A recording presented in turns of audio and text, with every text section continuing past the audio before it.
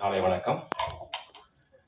இந்த மேடையில் இந்த படத்தை பற்றி சொல்கிறதுக்கு முன்னாடி எனக்கு என் அண்ணன் ஆர்கே சுப்பிரமணியம் அவர்களுக்கு மனமார்ந்த நன்றியை நான் என்னுடைய குடும்பத்தின் சார்பாக நான் இந்த இடத்துல தெரிவித்துக்கணும்.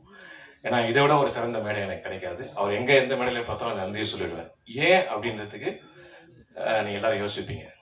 இப்போ அண்ணன் அழகம் பெருமாள் சொன்னார் இல்லை, ஒரு படம் எடுக்கிறது ஒரு பெரும்பாடு அப்படின்னா அதை ரிலீஸ் பண்றது அதை விட டபுள் கஷ்டமா இருக்கு. இதை சிறந்த அனுபவம் மிக்க பல ஜாம்பவான்களே சிரமப்படுற இந்த காலகட்டத்தில் நான் ஒரு படம் எடுத்தேன்.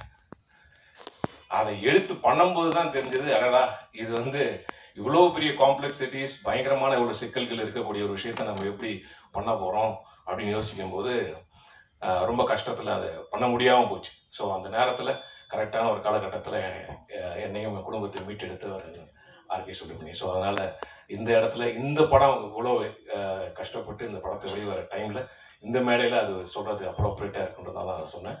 நன்றி அண்ணா. இந்த படம் முடிஞ்ச உடனே எப்போ ரிலீஸ் பண்ணுவோம் அப்படின்னு சொல்லிட்டு பாலாஜிகிட்ட கேட்டுகிட்டே தான் இருப்போம். அது அப்படியே ஒரு காலகட்டத்தில் அப்படியே போயிட்டு இருந்தது. அதுக்கப்புறம் என்னுடைய நடித்த படம் நான் சிரித்தால் படம் ரிலீஸ் ஆச்சு. அப்போது எனக்கு ஒரு நல்ல ஒரு பேர் இருந்துச்சு அந்த கேரக்டரில். அப்போது நான் பாலாஜிகிட்ட சொன்னேன், பாலாஜி இந்த படம் இப்போ ரிலீஸ் பண்ணி என்னையும் நிறைய பேர் மக்களுக்கு தெரியுது, இன்னும் கொஞ்சம் நல்லா போவோம் பாலாஜி அப்படின்னு.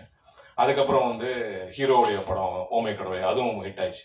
ஸோ அவரும் நல்ல பேர் மார்க்கெட் இருக்கும்போது இப்போ ரிலீஸ் ஆனால் அந்த படம் நல்லாயிருக்கும் அப்படின்னு நம்ம பேசிக்கிட்டே இருப்போம் ஒரு டைமும். அதுக்கப்புறம் இந்த கோயிலுக்கு போயிட்டு வாங்க, அந்த கோயிலுக்கு போயிட்டு வாங்க, இந்த மலைக்கு போயிட்டு வாங்க இப்படிலாம் சொல்லி என் பேச்சு கேட்டு தான் பாலாஜி வெள்ளியங்கிரி மலைக்கு போயிட்டு வந்தார். அதுக்கப்புறம் சொன்னார், இனிமேல் அந்த மலைக்கு நான் போகவே மாட்டேன் அப்படின்னு.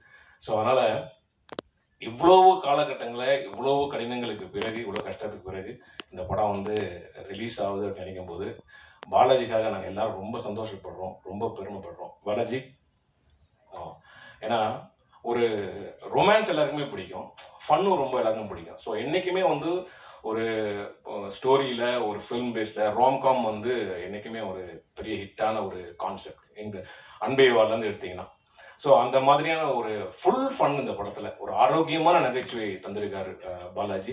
அவருக்கு மனமார்ந்த பாராட்டுகள்.